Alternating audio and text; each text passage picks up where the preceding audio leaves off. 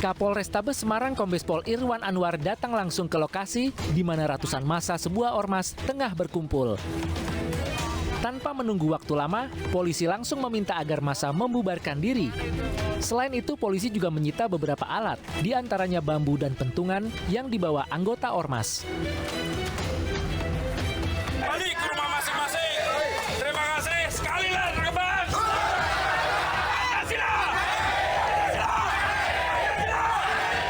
Kedatangan massa ormas ini ternyata untuk berjaga dari rencana Satpol PP yang akan membongkar belasan rumah karaoke tak berizin.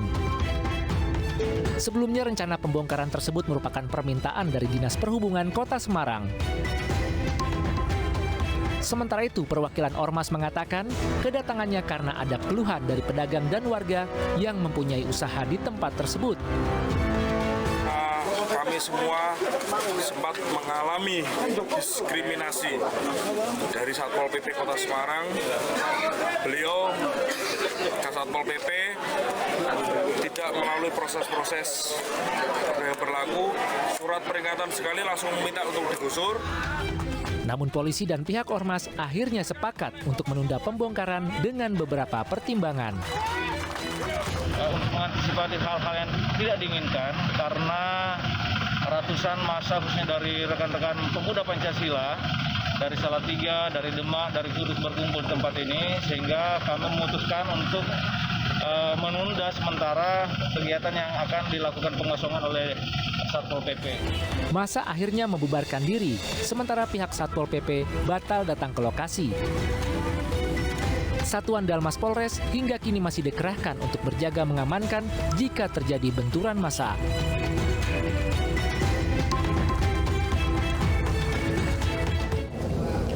Hujan deras yang terus mengguyur Tanah Toraja, Sulawesi Selatan menyebabkan tebing setinggi 100 meter longsor.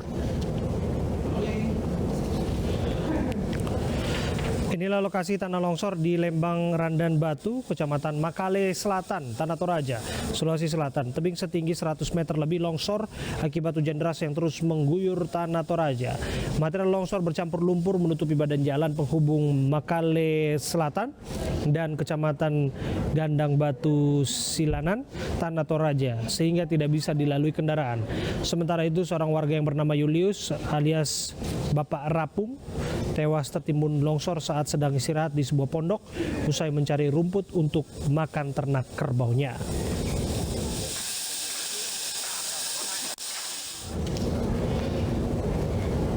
Laporan polisi terhadap Greenpeace resmi dicabut karena khawatir laporan tersebut dipolitisasi sejumlah pihak. Pelapor Greenpeace Indonesia Husein Shihab siang tadi mendatangi gedung Ditreskrimum Polda Metro Jaya guna mencabut laporan polisi terhadap Greenpeace Indonesia. Pihak pelapor sepakat untuk membawa permasalahan ini ke ranah akademis, bukan ke jalur hukum. Sebelumnya, Sekjen Komite Pemberantasan Mafia Hukum melaporkan dua aktivis Greenpeace Indonesia, Leonard Simanjuntak dan Kiki Taufik, ke Polda Metro Jaya atas dugaan tindak pidana Undang-Undang ITE. Keduanya dilaporkan usai mengkritisi pidato Presiden Joko Widodo yang membahas terkait deforestasi di KTT COP26 di Glasgow, Skotlandia. Dengan pencabutan laporan polisi ini tidak berarti permasalahan itu beliau anggap selesai. Silakan nanti dibahas, dikaji, didiskusikan melalui mimbar-mimbar akademis. Laporan di ranah hukum telah dicabut, namun pihak terlapor tetap akan memperdebatkan kritikan Greenpeace terhadap pidato Presiden Jokowi ke ranah akademis. Dan kita akan bahas hal ini bersama dengan Sekjen Komite Pemberantasan Mafia Hukum yang juga sebagai pelapor, Husein Shihab, dan juga sudah hadir juru kampanye hutan Greenpeace Indonesia, Asep Komarudin. Assalamualaikum, selamat petang Mas Husein, Kang Asep. Waalaikumsalam warahmatullahi wabarakatuh. Waalaikumsalam warahmatullahi wabarakatuh. Selamat petang, Mas. Ya, tentu ada alasan dibalik ditariknya laporan ini. Apakah karena baru menyadari bahwa semua masalah bisa diobrolin baik-baik, Mas Husein? Ya, sebetulnya sebelumnya saya akan menyampaikan pesan, menyatakan perang ke Greenpeace melalui semua upaya hukum, biar tidak ada lagi LSM menyalahgunakan kebebasan berpendapat dengan dalih menyebarkan berita bohong. Karena kritik itu dijamin sama undang-undang. Kita setuju, kita sepakat. Tapi hoax itu tindak pidana. Maka jika laporan polisi hari ini kita cabut, bukan berarti mereka lepas dari tanggung jawab. Kita akan ajukan gugatan perdata. Saya berharap dari Greenpeace soal ini, soal berita yang diakomodir dari beberapa media, saya melihat Greenpeace tidak punya etikat baik, Valim. Saya berharap Greenpeace mau membuka data. Mohon izin, kalau boleh saya mau tanya sama Kang Asep, pertanyaan saya, Anda bilang, pihak Greenpeace bilang bahwa deforestasi itu meningkat. Datanya dari mana? Oke, sebelum kita ke datanya dari mana, tadi akan melakukan gugatan perdata. Maksudnya ini apa, Mas Husein? Nanti saya akan sambungkan pertanyaan itu ke Kang Asep. Iya, upaya perdata ya kita melakukan untuk menguji datanya soal deforestasi untuk membayar, dan ini ada nilai gitu loh. Ya, yang menurut Anda dirugikan siapa dalam hal ini sehingga gugatannya harus masuk ke perdata? Ya, yang dirugikan masyarakat Indonesia termasuk saya. Ini kan adanya berita bohong. Oke. Anda merasa dirugikan di bagian mana, Mas Husein? Ya, kita dirugikan mengenai informasi bohong itu. Informasi bohong itu kan delik umum yang perlu kita jelaskan. Maksudnya kita selidiki. Nah, kenapa kita minta kita di polisi kita laporan dicabut karena khawatir itu akan dipolitisir dan Greenpeace mengaku ya ini dianggap dia dikriminalisasi, nggak apa-apa. Tapi kita akan upaya hukum apapun itu supaya data ini bisa dijelaskan gitu. Jangan sampai masalah deforestasi ini kan bukan cuma sekedar masalah tebang pohon, tapi banyak aspek di dalam hutan itu yang harus diperjuangkan. Banyak masyarakat miskin yang harus diperjuangkan. Ketika ini kan saya khawatir Greenpeace ini cuma kampanye deforestasi, gimana menekan zero deforestasi. Tujuannya pesan-pesan diduga ini pesan-pesan dari asing gitu. Kita orang-orang yang di masyarakat pribumi yang ada di pegunungan atau perumahan.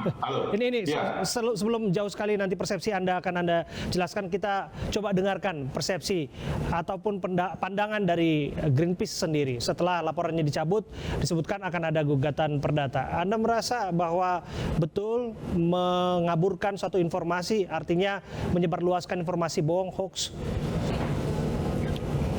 Ya, seperti yang kami sampaikan sebelumnya di beberapa kemudian pernyataan sikap dan kemudian respon-respon kami dari Greenpeace terkait dengan data dan juga terkait dengan apa yang kami publikasikan, kami sangat serius kemudian menyampaikan informasi-informasi kepada publik terkait dengan apa yang informasi ataupun data yang kita miliki. Artinya tuduhan terkait dengan berupaya untuk menyebarkan berita bohong dan juga ujaran kebencian terkait dengan SARA yang kemarin dilaporkan itu sama sekali sebenarnya tidak masuk dalam ranah pemikiran kami sekalipun untuk menyebarkan sebuah kebencian dan berita bohong. Nah, balik terkait dengan apa yang kemudian kami sampaikan, yang kami sampaikan adalah kemudian merespon pernyataan Presiden Jokowi pada pidatonya di COP26 kemarin di Glasgow yang terkait dengan menyatakan laju deforestasi panjang 20 tahun belakangan. Nah, yang kemudian kami respon adalah kemudian kami menyodorkan data yang kemudian terkait dengan laju deforestasi berdasarkan hasil riset dan analisis kami. Sebentar, Mas Kang Asep, data pembanding itu kan sedikit banyak sudah kita amati ya. Source-nya ataupun sumbernya dari mana? Nah, segala sumber data yang kami miliki itu adalah berasal dari informasi dari data yang kemudian dikeluarkan oleh Kementerian Lingkungan Hidup dan Kehutanan. Nah, Kementerian Lingkungan Hidup dan Kehutanan itu punya namanya laporan yang disebut sebagai The State of Indonesian Forest. Ini baru terakhir dikeluarkan di tahun 2020. Disitulah kemudian data-data itu muncul semua terkait dengan deforestasi. Ada juga istilah deforestasi bruto, deforestasi neto dan Mengapa sebagainya. lantas ini berbeda dengan apa yang disampaikan dalam pidato Presiden? Ya, itu yang saya tangkap. Itu yang saya tangkap. Di sini perbedaannya saya adalah kemudian Sebentar, perbedaannya Mas Hussein, adalah saya nanti ke Anda. Perbedaannya adalah data yang kami sebutkan adalah berdasarkan periode terkait dengan moratorium dan 20 tahun yang kemudian kemarin disampaikan oleh Pak Jokowi. Kami tidak memiliki pretensi misalnya di periode Pak Jokowi ataupun di periode Pak SBY. Tetapi kemudian data yang kami sampaikan itu adalah bertolak ukur dari dimulai awalnya moratorium hutan pada 2011. Kemudian sampai dengan 2019 ini. Dan itu menunjukkan terkait dengan laju deforestasi sejak misalnya moratorium hutan itu dikeluarkan sejak bukan disepakati ya, dikeluarkan oleh pemerintah. Karena kan kalau moratorium hutan ini kan pertama awalnya kan 2011, lanjut diperpanjang. Itu di periode Pak SBY kemudian dilanjutkan di periode Pak Jokowi, begitu ya? Terus dipermanenkan, dipermanenkan pada periode Pak Jokowi. Jadi tidak ada pretensi misalnya kemudian terkait dengan ini adalah di periode yang ini adalah di periode ini. Karena tolak ukur kita, basis kita adalah laju deforestasi terkait dengan moratorium dan 20 tahun statement kemarin. Kita tangkap poinnya. Silakan Mas Hussein.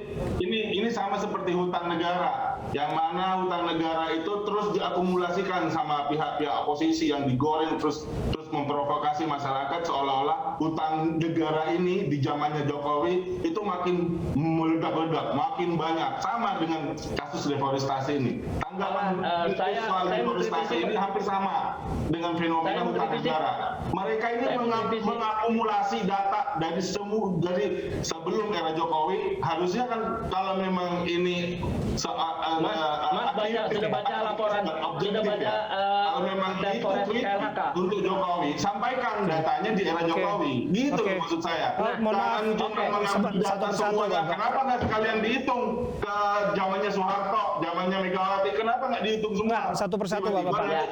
Sebentar. Tadi kalau begitu pernyataannya, sekarang kalau kita melihat dari statistik, kalau begitu pernyataannya bilang Pak Jokowi keluarkan data jangan 20 tahun. Kemarin kan statementnya adalah 20 tahun. Sekarang kalau kita mengambilnya dari statistik, mau itu 20 tahun, mau itu 30 tahun. Sekarang kalau kita lihat dari statistiknya, dari tahun 2003 sampai tahun 2019, ini saya punya data dari Greenpeace yang menyatakan tahun 2003, terus kemudian sampai 2011 itu 4 juta. Kemudian 2011 sampai 2019 itu sekitar total. Mereka semuanya mentotal. Jadi mentotal ini semuanya.